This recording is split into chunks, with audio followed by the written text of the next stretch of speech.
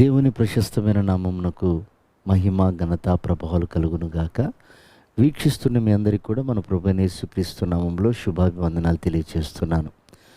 ఈరోజు మన దేవుని మహిమ కలిగిన మాటలు యోహాను సువార్త 9వ అధ్యాయము 31వ వచనం.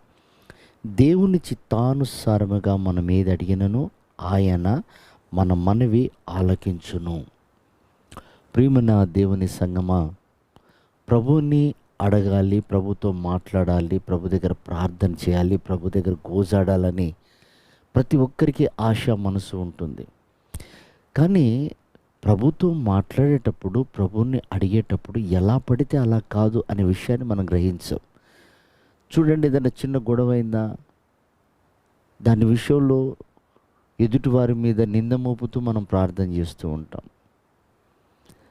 ఏదైనా అవసరత కావాలా, కడుపు మార్చుకొని ప్రభువా నాకు అది కావాలయ్యా, అది కావాలయ్యా అని భౌతిక సంబంధమైన వాటి విషయంలో ప్రయాసపడుతూ ఉంటాం.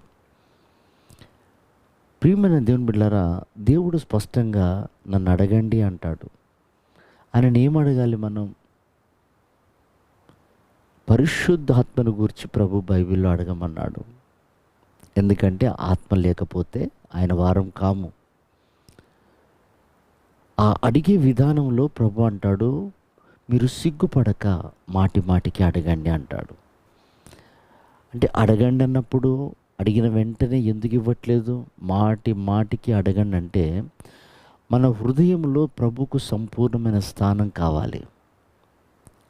మనం సంపూర్ణంగా ప్రభుకు సొంతం అవ్వాలి. ఇంకా ఎలాంటి అపనమ్మకత్వమైన మాటలు కానివ్వండి, అవిశ్వాసంతో కూడినటువంటి ఆలోచనలు కానివ్వండి మన మనసులో ఉండకూడదు. అప్పుడు దేవుడు మనమనే ఆలకిస్తాడు. అందుకే ఒక ఉపమానం చెప్తూ, అర్ధరాత్రి వేళ ఒక స్నేహితుడి ఇంటికి వెళ్ళి తన ఇంటికి మరో బంధువు వచ్చిన కారణంగా తలుపు తడుతూ రొట్టెలు కావాలని అడుగుతూ ఉంటాడు. ఆ దాసుడు ఎంతకీ తలుపు తీపేసరికి అతడు తలుపు తీసేంత వరకు తట్టి వారికి రొట్టెలు తీసుకొచ్చాడట. అలాగున మీరు అడగండి అంటాడు. అంటే మీరు అలసిపోవటం కాదు, నేను తలుపు తీసేంత వరకు నన్ను తడుతూ ఉండండి, నేను మీకు అనుగ్రహించేంత వరకు మీరు అడుగుతూనే ఉండండి. ఆ విషయంలో మీరు సొమ్మసిల్లిపోకూడదు, అలయకూడదు అంటాడు. రెండవదిగా మనల్ని సమాధానాన్ని అడగమంటాడు, ప్రేమను వెతకమంటాడు, నిరీక్షణ కలవారే ఉండండి అంటాడు. అంటే ప్రభుని ఆయనను చేరుటకు, ఆయన స్వభావంలోకి ఎదుగుటకు ఆయన స్వభావాలను మనం అడగాలి, ఆయన మనస్తత్వాన్ని మనం అడగాలి, ఆయన వైరాగ్యాన్ని మనం అడగాలి.